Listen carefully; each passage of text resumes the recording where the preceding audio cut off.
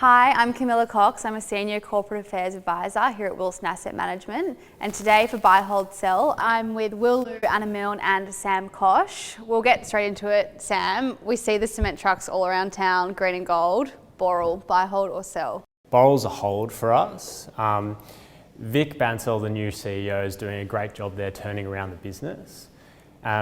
If you look at comparable peers offshore, all of them earn over double-digit EBIT margins versus Boral at sort of 5.7% in the first half of FY23. We believe that Boral can get there and exceed that level over time.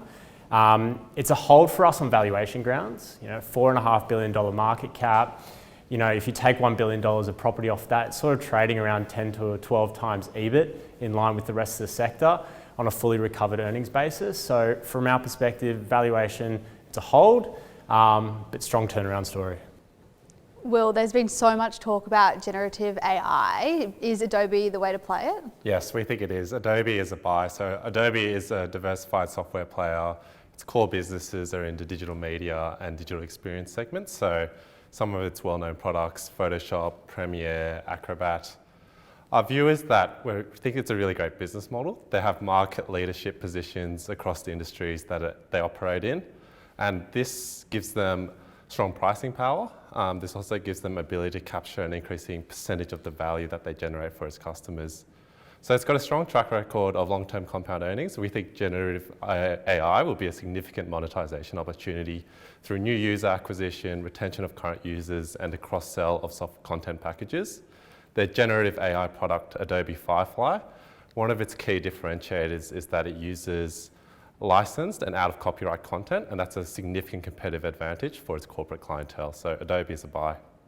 Anna, Australians love Kmart and Bunnings, so tell us about Wesfarmers. I hate to say it, Wesfarmers is a sell for us. I too love Bunnings and Kmart. Management is exceptional. And it's a stock we'd love to own, but not at $50. I don't think they're immune from the headwinds that all retailers are facing. We're seeing downgrades every day. Yes, they have a relative value proposition, but it's one that would prefer to buy lower. Sam, what does a weak consumer mean for Credit Corp? Great question. Credit Corp isn't immune from a weak consumer environment. It's one of those things where as a lender and a purchaser of personal debt obligations, they'll definitely see that within their customer base. But perversely, Credit Corp is actually probably a net beneficiary in some respects, as long as we don't head into a pretty extreme recessionary environment. In a sense, they get the opportunity to buy more personal debts at cheaper prices in order to sort of set themselves up for growth over the next few years in a tougher economic environment. So the stock at the moment, it has derated off the back of those sort of macro concerns and issues within their US business. We believe they've turned the US business around. Australia's close to troughing and they're growing that lending book as well. So at 12 times price to earnings ratio versus a historic trading range of 12 to up to 25 times, we're more comfortable on the business now. We're rated as a buy. The catalyst to see that re-rate from here is earnings upgrades.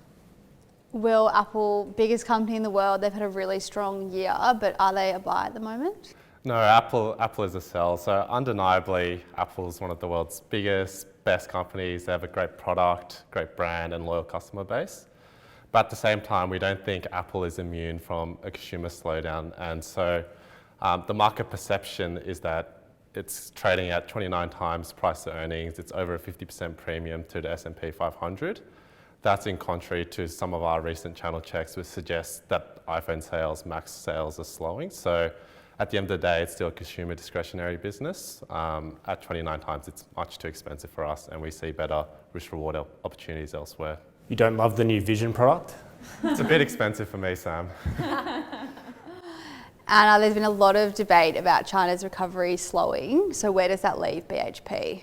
It's a really good question, and it's something that we are debating every single day. So when China lockdowns first eased, there was a lot of exuberance. Iron ore did extremely well, and then this recovery has faded, and the iron ore price fell accordingly. Now the government is stepping in. They're announcing a lot of stimulatory measures to really push that recovery along. We do like the miners. Our biggest holding is in BHP, so BHP is a buy. I don't know if I addressed that at the start. And we just think in a relative sense versus all other economies globally, they're still growing, and they're growing at 5%. So it's a buy. Sam, Harvey Norman were a COVID winner, but where do they sit now? Yeah, definitely. Harvey Norman's a sell for us. We believe that the weaker consumer environment's definitely going to bite in that business. I guess from our perspective, there will be a time to get more constructive on the consumer discretionary sector. We know it's a cycle, things turn. However, Harvey Norman, while we're sort of steering clear of Harvey Norman, is that they have lost some share in Australia. Some of their offshore expansion opportunities haven't probably been hitting the straps that they're expected. And over the last couple of years, they haven't really had to provide tactical support to the franchisees, which might come in a tougher economic environment. So from our perspective, Harvey Norman's a sell. Well, we've said the consumer is slowing down, but surely not Lululemon. That's correct. So Lululemon is a hold. Like, we really like the product. We see it everywhere, around the office quite a lot as well sometimes. But Lululemon, they operate an athletic apparel business. They've had this great track record of innovating to consumer preferences. So we still think there's a significant opportunity for them, particularly in menswear, particularly in digital sales and going overseas internationally. What's tempering our view is valuation. So it trades at over 30 times PE. It is still a consumer discretionary name at the end of the day. So I don't think the valuation accounts for some of the headwinds that we're seeing in consumer. So it's a hold for us. We'd love to own it at the right price. Anna, we've spoken about Ramsay Healthcare before. What are your thoughts now? So Ramsay is a hold. We actually didn't own it in a big way until more recently, where we have re-entered a position. It is now trading below $60. The recovery that I've talked about previously has been slower than anticipated, and that has been at both a revenue line and costs being higher than expected. So the road to recovery has been long. Regardless of this, they still have that strong asset backing, and it is absolutely not discretionary. If you need surgery, you need surgery. So at these price levels, we have re-entered a position. It's a hold for us. Sam, Smart Group Corporation, they're riding the EV wave. Buy, hold or sell? Smart Group for us is a hold. As a starting point, if anyone's looking for an electric vehicle at the moment, they should definitely novate it. It's probably the cheapest way to get exposure to electric vehicles for personal consumption. Why is it a hold? Effectively, the stock's trading towards the top end of its historical valuation range. What the market's getting excited about there is the fact that they're a beneficiary of the recovering new car supply dynamic. New cars are coming back a lot faster than they've had over the last couple of years, and that's helping them to unwind that order book they've got. And then secondly, there is a lot of pent-up demand and interest off the back of electric vehicles, driven by some government sort of regulatory changes. So those two dynamics are driving the market interest, but from our perspective, it's a little pricey. It's a hold for now. Well, Eurosummer is the talk of the office, so is Booking.com a buy? Booking.com is a hold. So travel demand is incredibly strong. We've owned Booking in the past. We've talked positively on the name, but the share price has re-rated significantly. And our preference in the travel sector has actually changed. We prefer Expedia in the travel industry, and we just think there's a significant valuation differential. Expedia is trading on 10 times, Booking's trading on 17 times. At the same time, the market concerns around US market shares are overdone. We think market shares are stabilising. The new management's re-platformed their tech stack to make their operations more efficient. And finally, they're launching a one key loyalty program across its different businesses, including Expedia, Stays, Verbo. And we think that's going to be a positive catalyst for their business. So Booking.com is a hold, but we have Expedia as a buy. Anna, unemployment is at record lows, so what do you think about Seek.com? Seek is a buy. They have had a really good few years. Job ad volumes have been really high, and they are coming off, but they're not falling off a cliff. Combine that with yield improvements, cost management initiatives, and a valuation that doesn't look too challenged. In fact, it's actually lower than it was pre-COVID, despite a materially different profitability for the next few years. So we like Seek at the moment. It's our preference amongst the online classifieds. Sam, you've been positive on these guys before. Ridley, buy, hold or sell?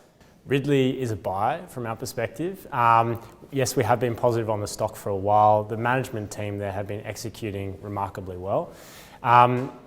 why is it a buy now? So the stock is actually derated recently off the back of concerns around sort of commodity prices falling and increased competition in one area of their business.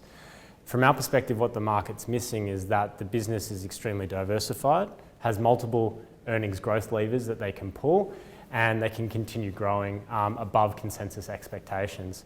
So from our perspective, the recent D-rate is a gift. The stock's trading at sort of back down to sort of 14 or 15 times price to earnings multiple. And the catalyst for it to continue to re-rate is ongoing buybacks and potential M&A. Will, looking to China, do you think we're past all the regulatory pressures, and what are your thoughts on Tencent? Yeah, Tencent is a buy for us. It's hard to know if we're really past the regulatory pressures, but we're seeing early signs that some of the issues that it's faced over the last couple of years, they're finally abating. So with the regulatory pressures, they've started receiving approvals for their gaming business, which is in terms of Banhao approvals in China, which is a positive step in the right direction. At the same time, early signs suggest US-China tensions are somewhat easing. The key thing with Tencent, I guess, is China is reopening, albeit at a moderating pace. We do expect the government to sort of step in, provide some stimulus at some stage. More importantly, however, is that they're more focused, the earnings downgrade cycle is over. They're more focused on profitable growth, they're more focused on margins, they're returning capital to shareholders, and that's a market change versus the prior cycle where it was growth at all costs. So we have a favourable view on Tencent. There's clearly some uncertainties around, but with valuation where it is, we think risk reward is skewed to the upside. Anna, what about Telstra? Buy, hold or sell? Telstra is a great defensive company. I think no matter what dire straits we're all in, we're still going to pay our phone bill. We get a lot of utility out of using our phones. However, when a stock is considered very defensive and it becomes very crowded, it's actually not as defensive and safe as it may be perceived. For that reason, Telstra is a hold. It is trading at 5-year highs, and there has been a lot of tailwinds over the last 12 to 18 months, but they feel quite well known, and we're not 100% sure on catalysts near term. So it offers a good dividend yield. Telstra's a hold. Sam, Smartpay, it's run hard. Is it a buy, hold or sell? Great question, Camilla. So Smartpay from our perspective is a buy. The stock has run hard, but in our view, that's off the back of excellent execution in Australia. What they're doing there is grabbing market share at a rapid pace off the incumbents like the major banks by providing a really sort of innovative terminal solution to the SME customer base. In our view, the valuation as it stands today is justified by the story in Australia, the rollout story in Australia. But on top of that, you've got the potential for New Zealand to transition to a far more profitable model in merchant acquiring from the simple terminal rental business that it is today. We expect that this could happen over the next 1 to 2 years and will actually drive the re-rate in the stock from where it is today. So the stock's trading on about 20 times forward price to earnings multiple for about 40% earnings per share growth. We believe the catalyst to drive a re-rate is obviously the New Zealand opportunity. And will Black Knight, they're in talks of a takeover with Intercontinental Exchange, so are they buy, hold or sell on this news? Yes, Black Knight is a buy. So Black Knight, they're integrated into automated workflows that do data analytics for the mortgage and real estate industries. Currently, as you mentioned, they're under takeover from Intercontinental Exchange. The price is roughly $75, which represents a 28% premium to its current price. So while our investment thesis isn't predicated on the deal going through, we think it is looking like a reasonable possibility. We've seen them divest their loan origination assets, which reduces the risk of horizontal merger issues. And at the same time, ICE has come out and shown a willingness to go to litigation with the FTC to make sure that the deal goes through. Irrespective of the bid, Black Knight is an attractive asset trading at a really attractive valuation. The company is only 3% of its revenues are tied to mortgage originations, but that's the key swing factor in terms of the revenues. And we're starting to see signs that that's bottoming. We think 2024 could be a year of those volumes rebounding and be an attractive tailwind for the business. Thanks, Will, Anna and Sam, and thanks everyone for watching.